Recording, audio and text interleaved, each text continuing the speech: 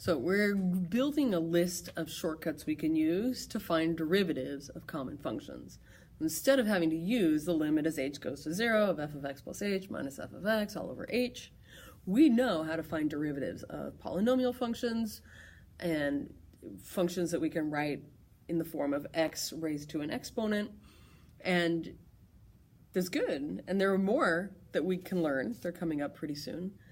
The thing that's missing really from our tool belt is shortcuts for finding derivatives of functions that you get by combining multiple smaller functions together. And that word, like we've done it for adding and subtracting, multiplying and dividing with the sum and difference and the product and the quotient rules. But the way we haven't talked about combining functions is what's called composition, when you make the output of one function the input to the next function. So this whole topic is this 4.1 is the chain rule, and it's a way to take derivatives of functions that come from composing two or more functions. So just for discussion, your handout hasn't started yet, but I have a function y is 5u minus 2, and I know u equals 3t. We say that y is the composition of 5x minus 2 and 3x. So we take this one function, 3t, and make it the input to like a bigger sort of outer function. That's an example of composing two functions together. And we can just, for discussion, start to investigate what happens when we want to take the derivative.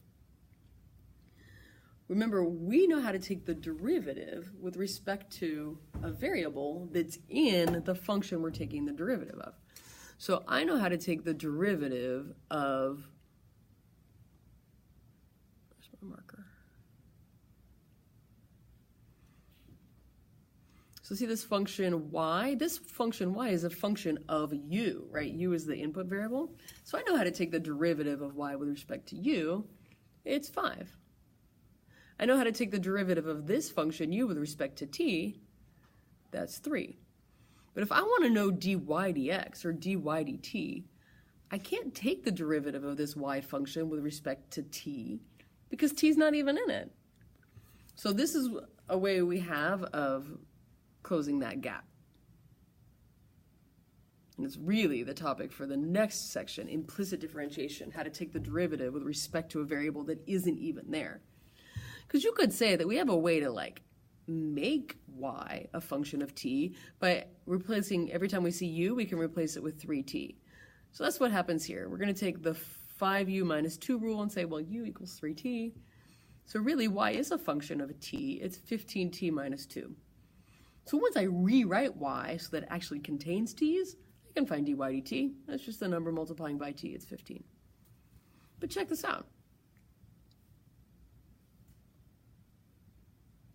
I could also have found dy du, because my original y was a function of u, that we said that was 5. And I could find du dt, which we said was 3. And now we have this. It's not a coincidence. It's what we're investigating today. Instead of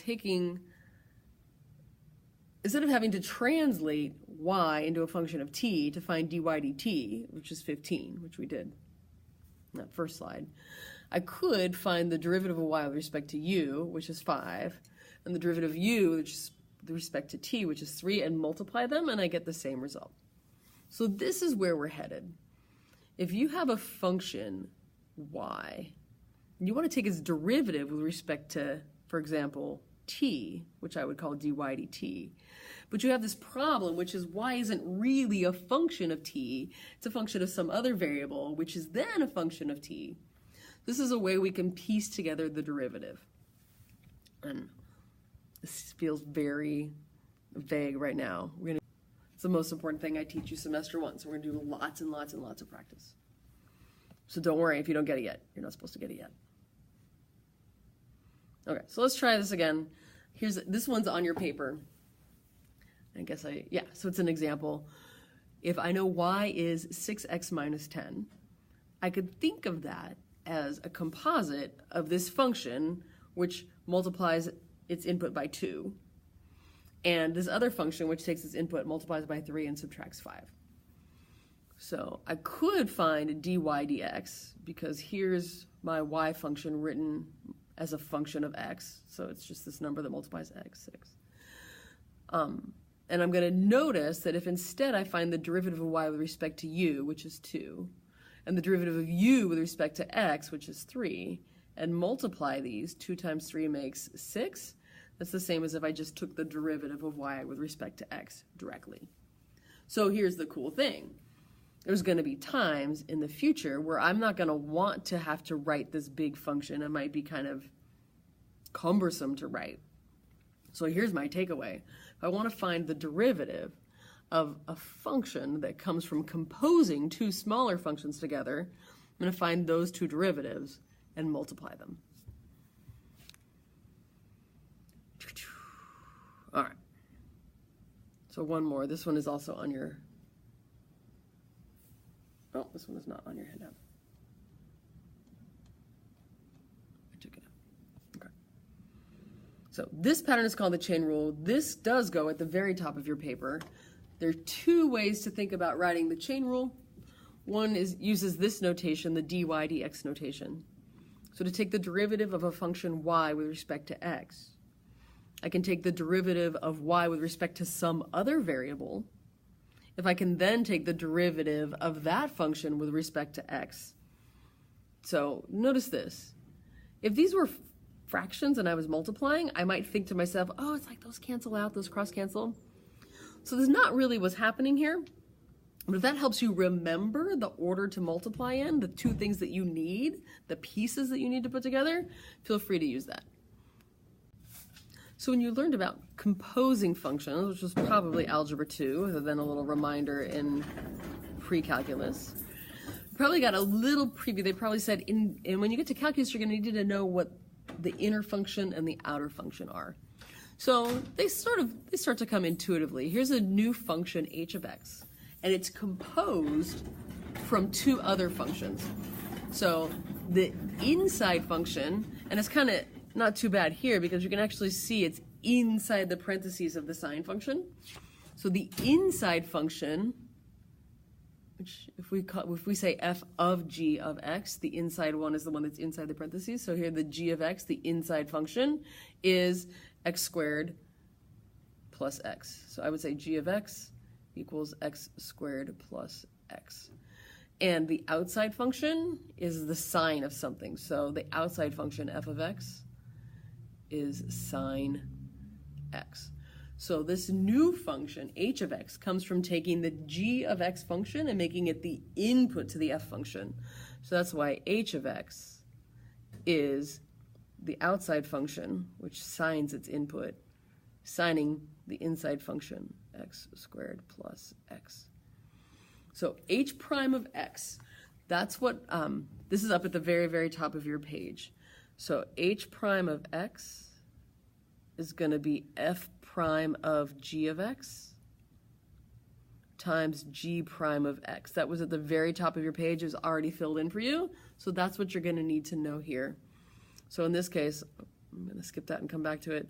I'm just crossing it out because I'm going to keep writing down this page. So in this case, h prime of x is f, whoops. You have to think of what f prime is if f is sine of x. Well, the derivative of sine is cosine. So I'm going to cosine whatever g is x squared plus x.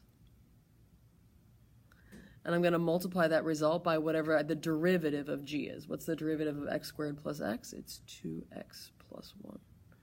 That's a great answer. If you are taking the multiple choice section, they usually move this kind of multiplier to the front. So I would say that on a multiple choice test, probably of x squared plus x. This is me using the chain rule to take the derivative of sine of x squared plus x. So now I'm going to just come up here for a second.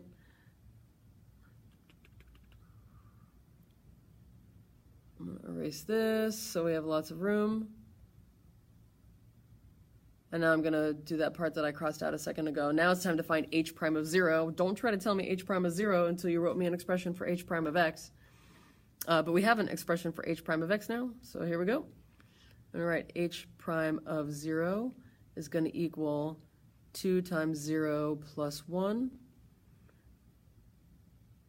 times the cosine of 0 squared plus 0. So h prime of 0 is going to be 1 times the cosine of 0 squared plus 0 is 0. Well, cosine of 0 is 1 times this 1. My final answer here is going to be 1. Final answer. All right, your textbook does this one, so feel free to follow along in your textbook. This function is actually 3 different functions composed together. And this is how the chain rule really gets its name, because we have to link all these functions together like a chain by taking the derivative. If you can get to the place where you can use that function notation like we did in the last example, most people find that that's the easiest way to think about this. So I'm going to think about what my inside function is. To take, if you watch the video Calculus in 20 Minutes, which is a really good video to watch, the fellow who does it talks about taking the derivative of like f of blop. So here I'm taking the derivative of tangent of something. That's a really complicated something, but if I focus on the outside, do I know how to take derivative of tangent? Oh yeah, well it's secant squared. So g prime of t is going to be secant squared of that same, whatever that blop was, 5 minus sine of 2t. But now I'm going to have to multiply by the derivative of that blop. So this is the derivative of the outside with the inside the same. So the derivative of tangent is secant squared, but look, the inside matches. And I'm going to multiply by the derivative of the inside. So just for notation, I'm going to say d dt of the inside, 5 minus sine of 2t. Okay, so g prime of t is secant squared of 5 minus sine 2t times, what's the derivative of 5 minus sine of 2t? The derivative of 5 is 0, minus the derivative of sine is cosine, with the inside the same. But now I'm going to have to multiply by the derivative of that inside. So I might write d dt of 2t. Now eventually you're going to be like, oh, I know the derivative of 2t is just 2, and you're not going to write out all these steps, but here's your final answer. G prime of t is going to be secant squared of 5 minus sine 2t times negative cosine 2t times 2. Final answer.